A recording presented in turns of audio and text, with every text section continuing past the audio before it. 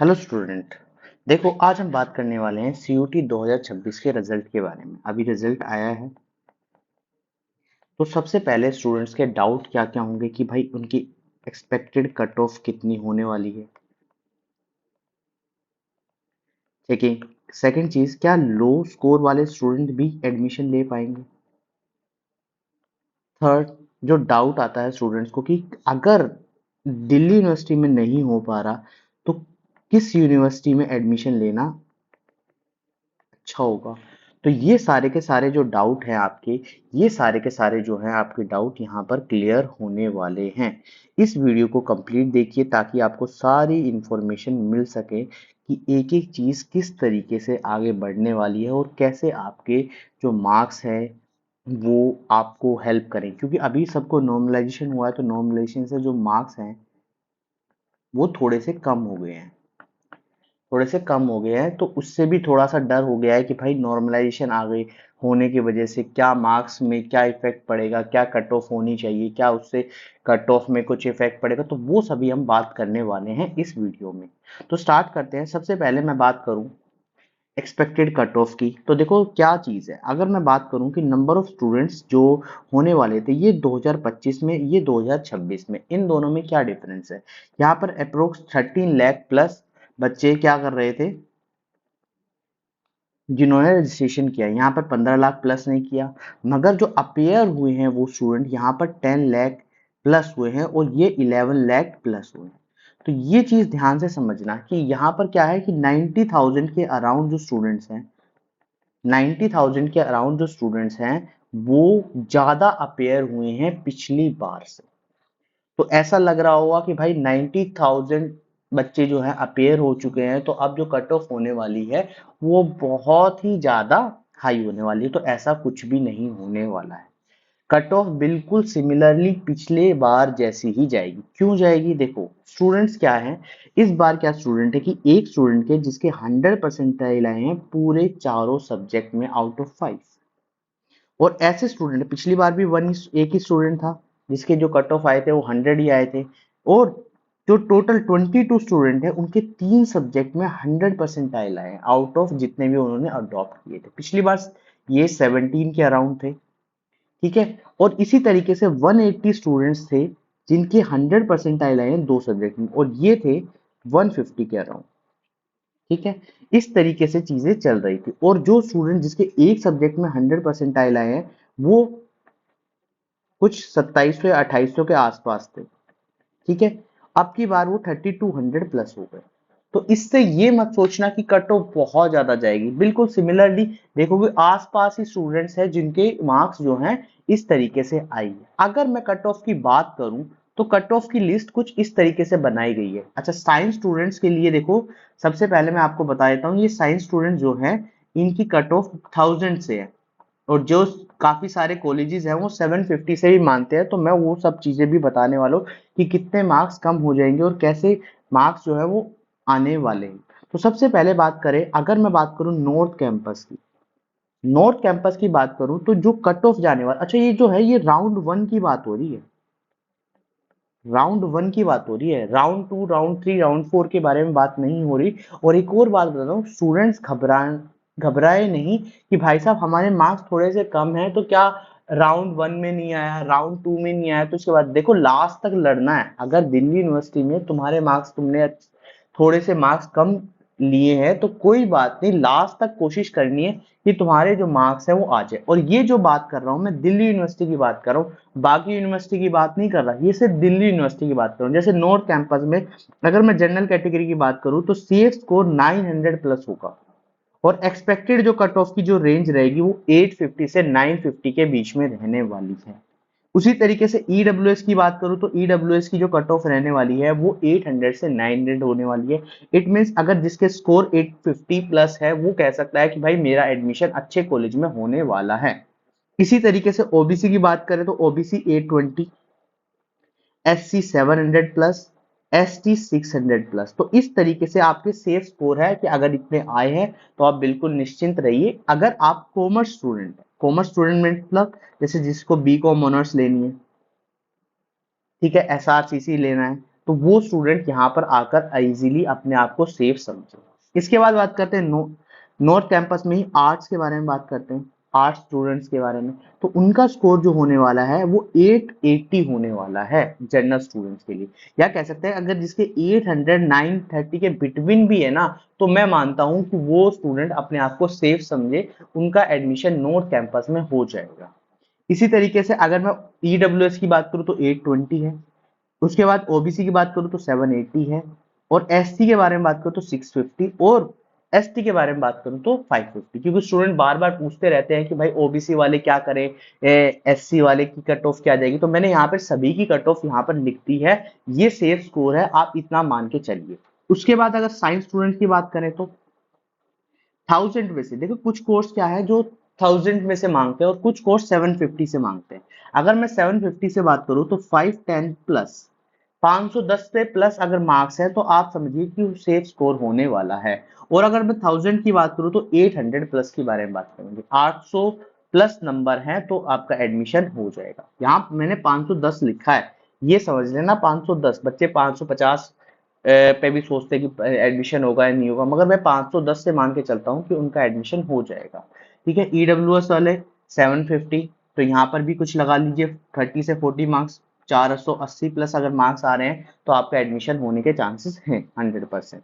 इसके बाद OBC 700 plus, ठीक है, इन बिटवीन दिस, ठीक है, उनका एडमिशन अगर बात करूँ तो 470 के आसपास बच्चों के नंबर आ गए हैं तो वो भी एडमिशन हो जाएगा। ठीक है, एससी की बात करें तो 580, यहाँ पर बात करें तो 440 प्लस होनी चाहिए। ठीक है, और एसटी की बात करें तो 480, तो कह सकते हैं 400 नंबर पे भी एडमिशन हो जाएगा। तो इतनी कट ऑफ जो है वो नॉर्थ कैंपस की जाने वाली है। तो इस बात को ध्यान रखना कि कम से कम इतने मार्क्स तुम्हें चाहिए ही चाहिए।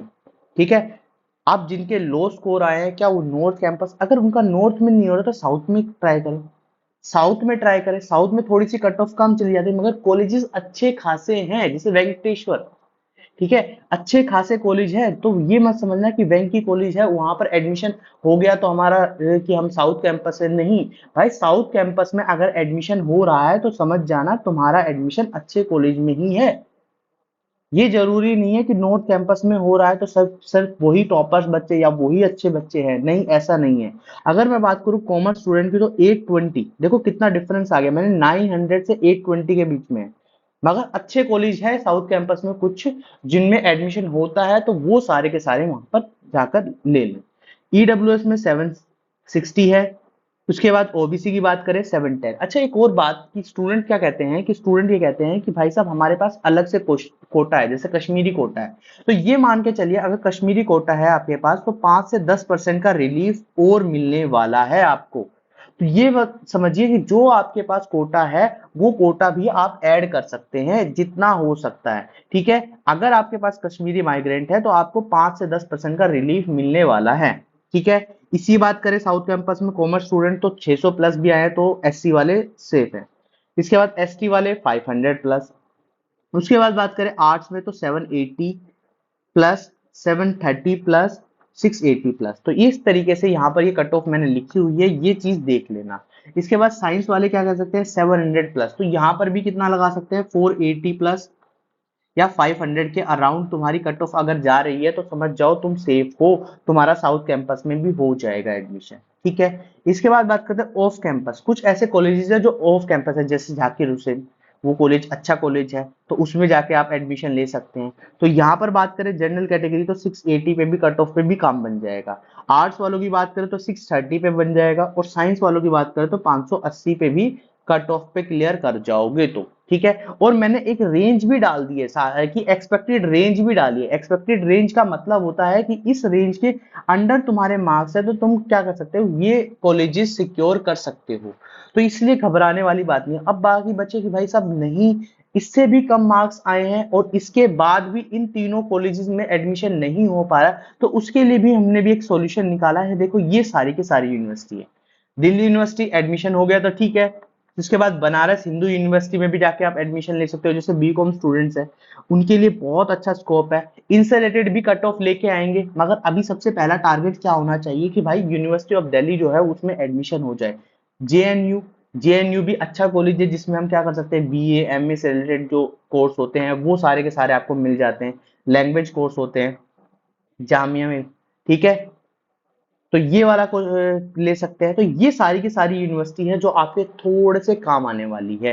तो आप इन सबके फॉर्म्स भी टाइम टू टाइम भरते रहना, ताकि आपको सारी की सारी जो यूनिवर्सिटीज हैं उनमें एडमिशन अच्छे कॉलेजेस में मिल जाए। अब बात करते हैं जिनका बहुत ही ज्यादा लो स्कोर है, जो कहते हैं कि भाई हमारा एडमिशन शायद ही हो पाएगा, जिसके 250 या 400 के बिटवीन है।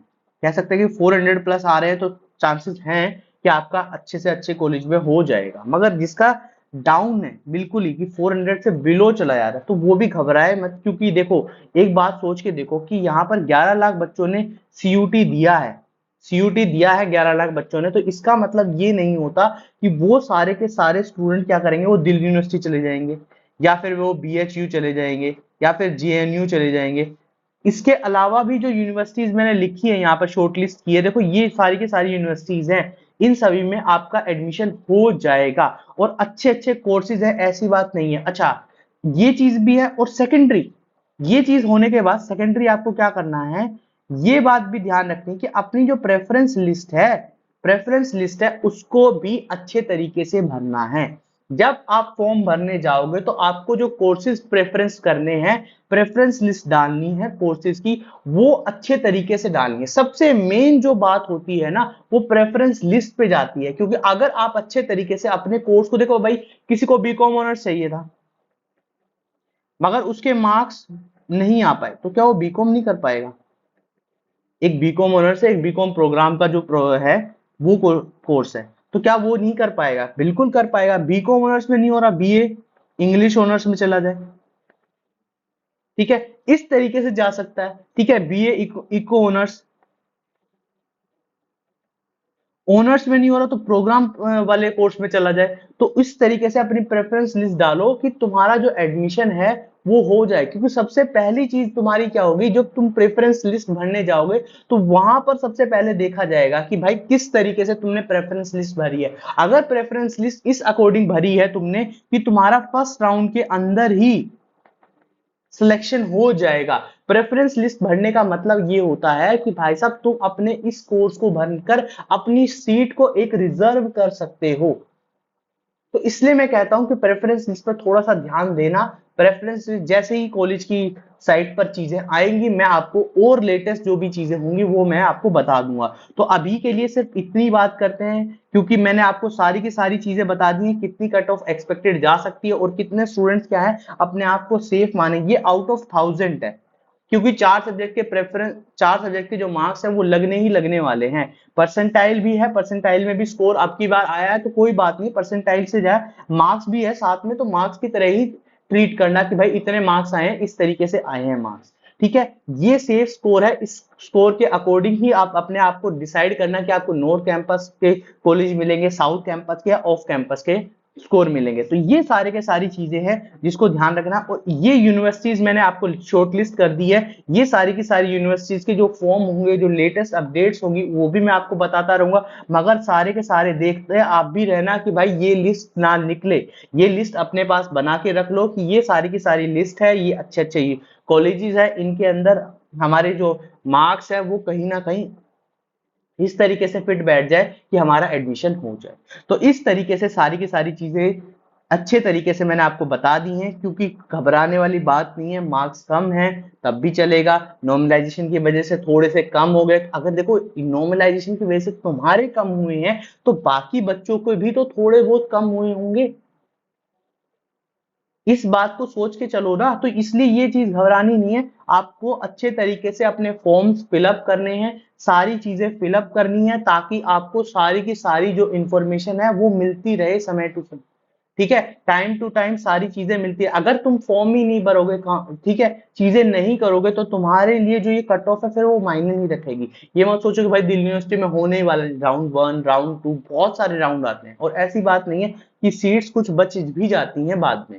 क्योंकि स्टूडेंट्स क्या करते हैं, किसी और यूनिवर्सिटी में चले जाते हैं, किसी और कोर्स में चले जाते हैं, तो वो सारी की सारी चीजें उनके लिए बनती है। ठीक है, तो आज के लिए इतनी बात करते हैं। उम्मीद करता हूँ ये कट ऑफ आपके लिए काम आएगी। इससे रिलेटेड सारी इन्फॉर्मेशन आपको मैंने यहाँ पे दे दी है। जो आगे इन्फॉर्मेशन आएगी उसके बारे में भी हम धीरे धीरे करके बात करेंगे। ठीक है, तो आज के लिए इतनी बात करते हैं। वीडियो पसंद आई तो चैनल को लाइक करें, शेयर करें और सब्सक्राइब करें। Thank you.